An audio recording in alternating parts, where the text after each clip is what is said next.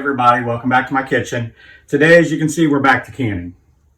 Some people might ask, why are you canning when it's winter and the gardens are gone? I'm doing winter canning. It's not fruits and vegetables out of the garden, it's chicken. I've been watching chicken go up in price like crazy. And I went to Publix and it was $4.69 a pound for chicken breasts. Chicken breasts were $4.69 a pound. I said, no. I went on the way home from work the other day, need to get some chlorine for the pool, and I stopped by Wally World and Walmart, for those of you that don't know, and they had chicken on sale for $1.69 a pound, so I bought 3 flats of it. They were about 5 pounds a piece, so I got about 15 pounds. I've already cut up the first 2 batches. I only have 2 left to go, and I thought I'd bring you guys along and show you what I do for my canning my chicken. I just cut off the little piece here and put it in a bag, the extra fat. I use that for when I want to make some quick stock. I put that in the freezer, and then I use that and some veggies, tops, or anything that I've used through the last 6 months, and I put in the freezer to make my stock. I don't throw anything out. I don't have chickens right now, or they go to the chickens, so it goes in a bag and it goes for me to use for my chicken stock.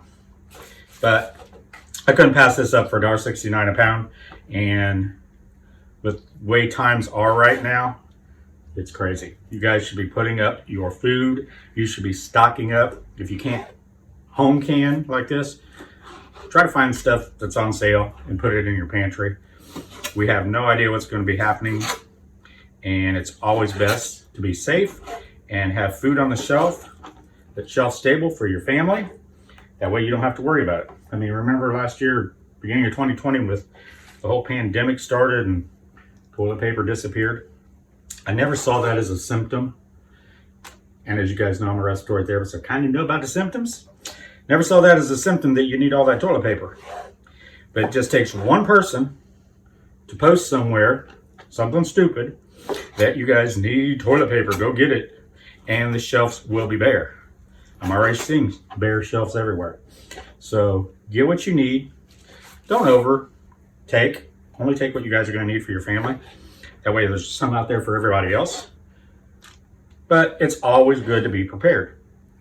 My great-grandparents and great-great-grandparents, they were prepared because they didn't have a Publix down the street, or a Kroger, or Piggly Wiggly, whatever you got in your neighborhood.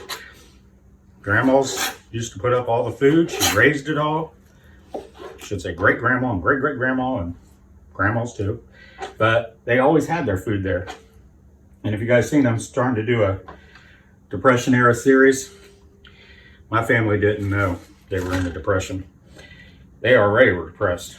They didn't have the things. Like I told you in one of my, I think it was a peanut butter bread video, my great-grandma, Mama Potter, she wrote a long 37-page thing about her life growing up. It's amazing what these people went through. I'm telling you, if they didn't have it, or they didn't make it, or they couldn't trade for it, barter for it, they didn't have it. So we're spoiled these days. Too many of people are spoiled. Now, when I cut this up, I just used one hand to touch the chicken. This hand never touched anything but the knife. So I'm going to clean this mess up, get it all over here, off of my hands. And I'm only going to touch the outside of the bag.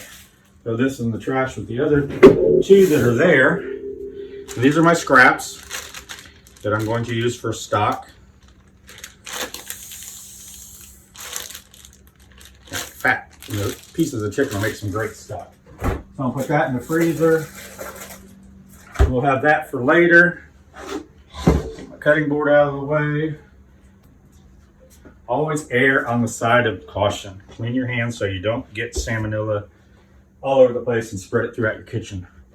Okay, now I'm going to follow, as most of the time I do, the National Center for Home Food Preservation. I'll put the link right down below. I do it in all my canning videos. It's going to be the first thing you see. Always go there, follow their instructions. That way you're safe, your family's safe. Some of the seasoned canners, like my mom, grandmas, and things like that, they've been doing this for years. They have their own methods that work. It's just not been proven by different organizations, but begin with, if you're starting out, follow their guidelines. Okay, so now all the jars are clean. I did not I just sanitized them, washed them, cleaned them. I didn't sterilize them because they're going to be under pressure for 75 minutes since they're pints, 90 minutes for quarts. So I'm just going to fill these to about 1/4 inch headspace, which is the recommended amount from, who I mentioned before, National Center for Home Food Preservation. I'm getting chicken everywhere. So I'm just going to fill these all up and pack them down a little bit, and I'll be back.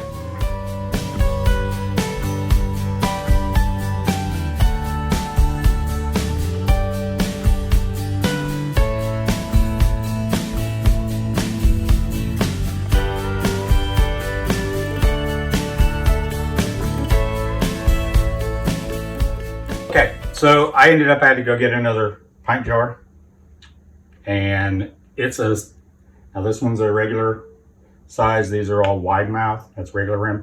It doesn't matter. It's just easier. I like using these because it's easier to get it out. But the one I grabbed was a regular mouth. So let me get over here, clean up my hands again. All right, so I've got all these in. While I was stuffing it, I put the lids, or actual lids, on to boil. You don't need to anymore. They say that the rubber around it, you don't need to expand it. I've always done it. My mom's always done it.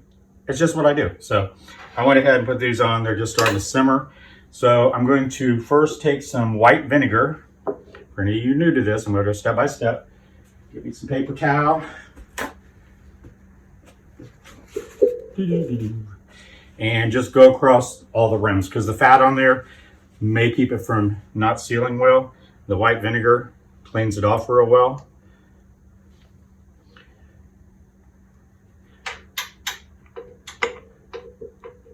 So we just want to keep these nice and clean, because if you don't get a good seal, they will pop and you're going to waste your food. And we don't want to do that because food's too expensive right now. That's sticking up, so let me push that down.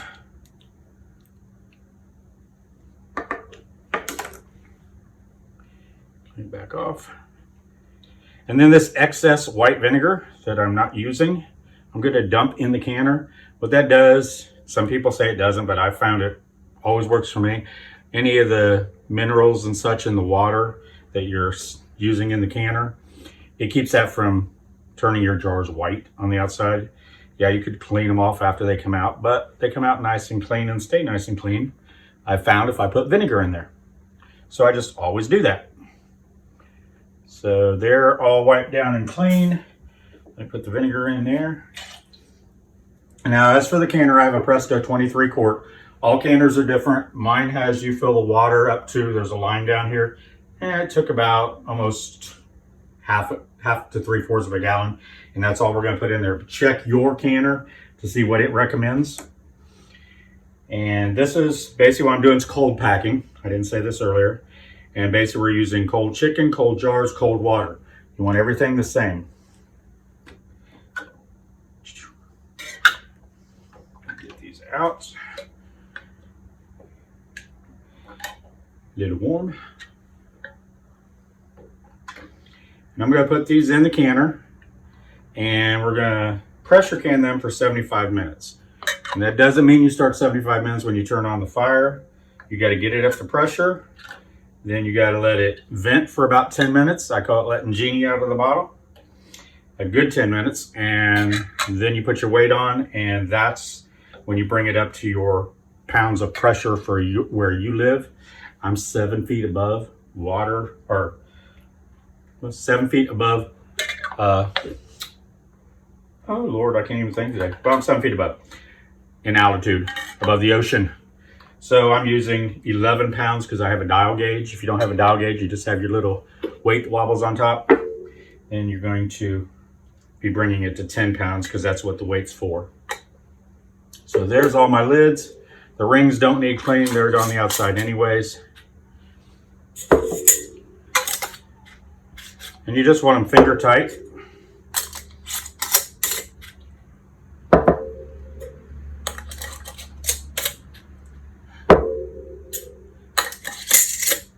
And this 15 pounds of chicken approximately 15 pounds of chicken.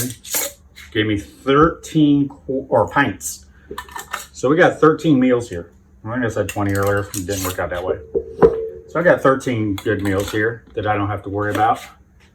I just walk in, my chicken's cooked, put it in my dish, my casserole, or whatever I'm cooking, and we're good to go.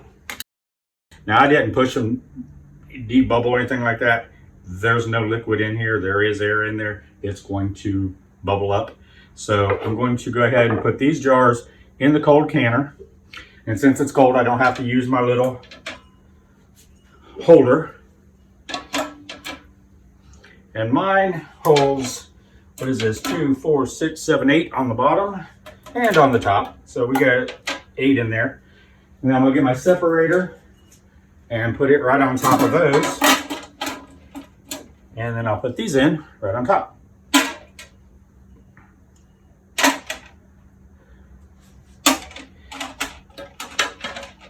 And I'm gonna spread these out, and I'm gonna get a couple empty jars because I don't like them rattling around in here. I'm afraid they'll tip over and crack, so I'll just put their jars in the middle. All right, I got 3 more jars. We're just gonna stick these in here to take up the excess space. There we go. So we got a full canner. I'll grab my lid. Now, it does have a pressure release here. We're gonna watch that, and the steam probably won't be coming out full force until this actually goes up. But you wanna turn this over, make sure you can see through the pressure valve there. And we got the gauge. Make sure every time you can, take your rubber ring out, wash it, clean it real good, and put it back in. Now my canner has an arrow here, and where's the other arrow? Right there. So we're gonna line up those 2 arrows, bring it together. I turn it around this way because you're gonna wanna watch this, and it's easier for me to watch over here. I'm gonna put this on about 7. I don't want it on high. I want it to come to temperature slow. That way I don't get a lot of siphoning. Get this out of the way. So I'm just gonna watch this until this actually pops up and I got a steady stream of steam, and I will be back and show you what we're gonna do from there.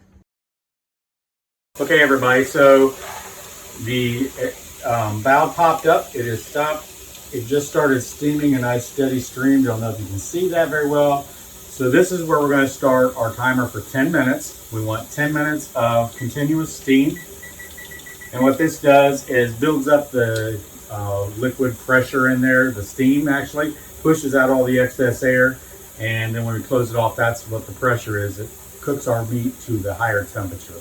Because you can't get it to the high enough temperature just cooking it, water bathing it. You have to have it under pressure. So that's what allows it to get up to the correct temperature to kill all those bacteria and anything that's in the chicken. So I'm gonna let this go for 10 minutes, 9.5 minutes. And once that's done, I will put the weight on, and that's when I will watch the gauge come up to at least 11. I want to get to 11 pounds of pressure because I'm at sea level, 6 feet above sea level. Couldn't think of that earlier. 6 feet of sea level. So I'm going to cook it at 11 pounds of pressure, and it's going to be for 75 minutes. So as soon as that goes down 10 minutes, I will put the weight on, and we'll be back.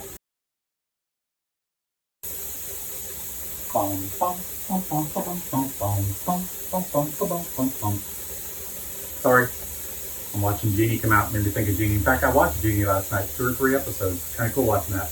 Okay, so I got 6, 5, 4, 3, 2, 1, countdown. Okay, I've got 10 minutes of Jeannie coming out of the bottle here.